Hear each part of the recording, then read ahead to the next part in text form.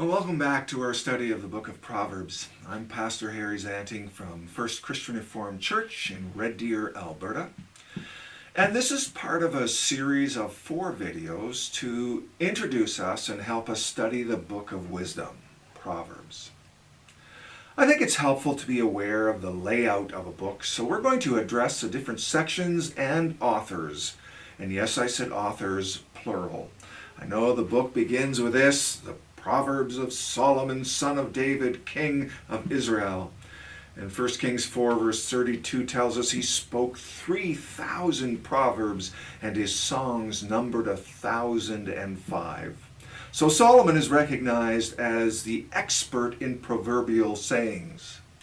But this book is a collection of proverbs by numerous people, although Solomon being the main one. So it begins with an introduction or a preamble, Proverbs 1 through 7.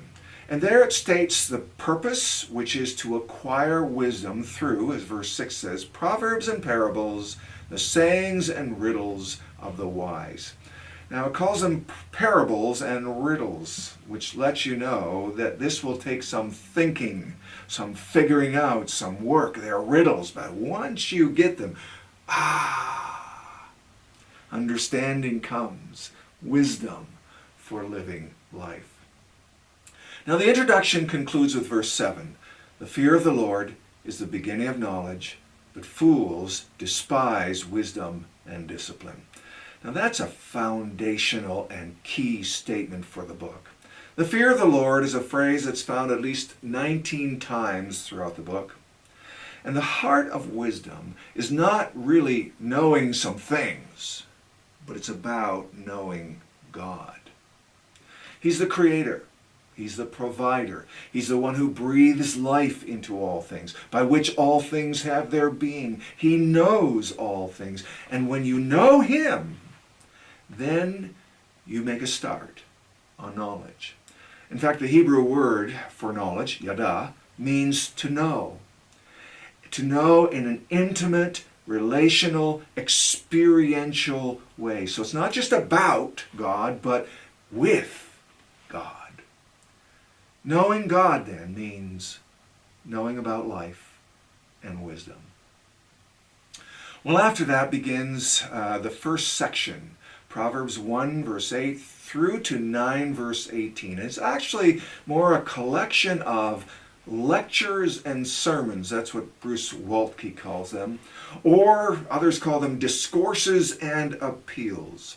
So this larger section is made up of units, and it's helpful to read them that way as a unit as well. Waltke sees at least 10 lectures from parents to their child. Proverbs 1 verse 8 begins, "Listen, my son, to your father's instruction, and do not forsake your mother's teaching." And there's a lecture after that. It's the setting of a family where one generation is training the next generation. I think it brings home that wisdom and truth begin in the home. And note, it's both the mother and the father, which is significant in what was then a patriarchal society. They do this together, mother and father together.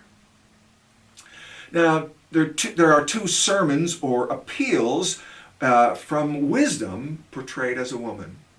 And they are more appeals for us to follow her way rather than the way of folly.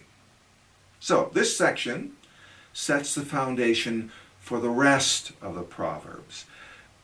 Proverbs 10 verse 1 says the Proverbs of Solomon. And they extend all the way to chapter 22 verse 16.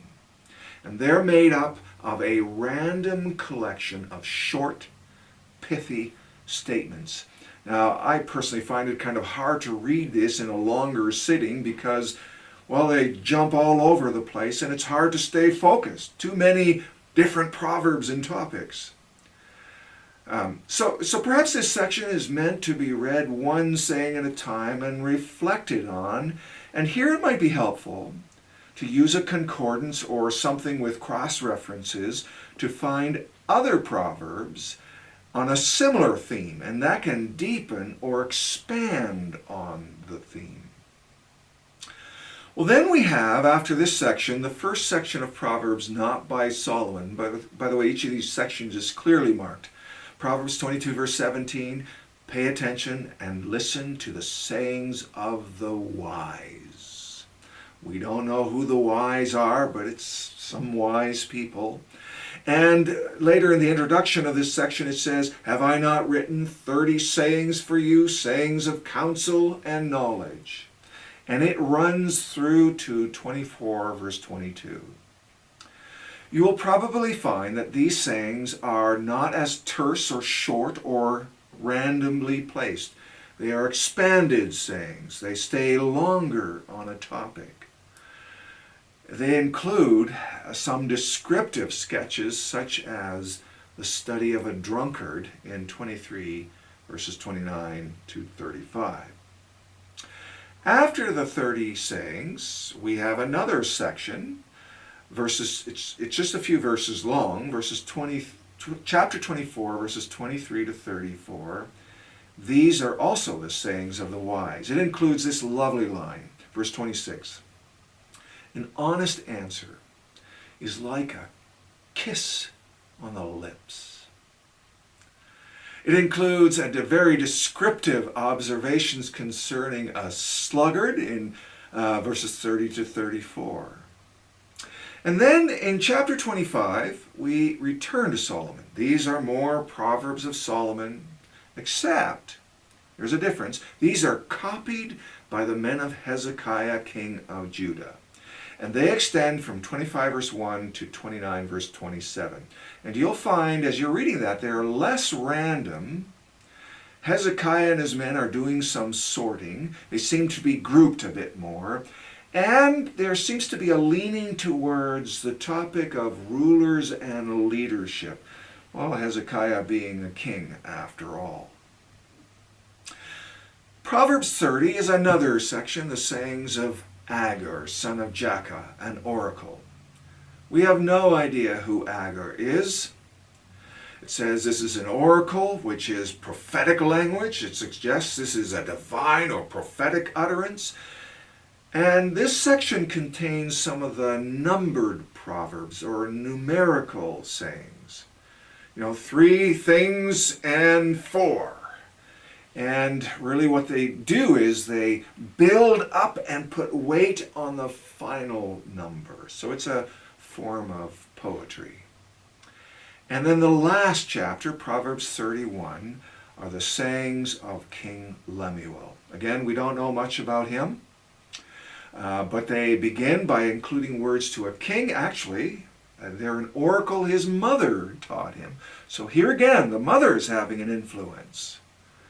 And then the last part is a description of a noble wife, verses 10 through 31, and they are an acrostic poem using the letters of the Hebrew alphabet. So each verse starting with a letter of the alphabet. So you won't notice that in the English, but in the Hebrew it is that way. Well, that's the outline of the book of Proverbs, and I hope that it will be helpful in your study of this wisdom literature.